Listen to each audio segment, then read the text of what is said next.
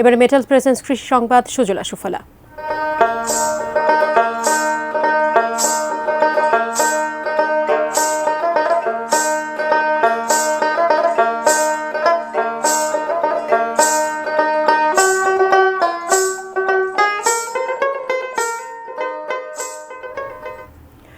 রাজবাড়ীতে 1 থেকে 2 টাকা কেজিতে বিক্রি হচ্ছে ফুলকপি। তা কেনার পাইকাররাও নেই।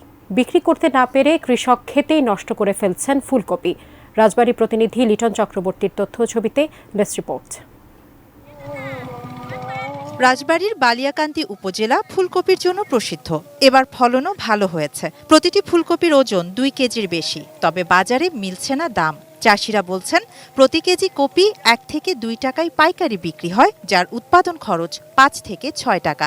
এজন্য অনেকেই কপি তুলছেন না, জমিতেই নষ্ট হচ্ছে ফুলকপি। কফি উৎপাদন করতে আমাদের প্রায় 6 থেকে 7 টাকা খরচ হয়। একেবারে বেকার দাম, মাথায় বাড়ি দাম নাই।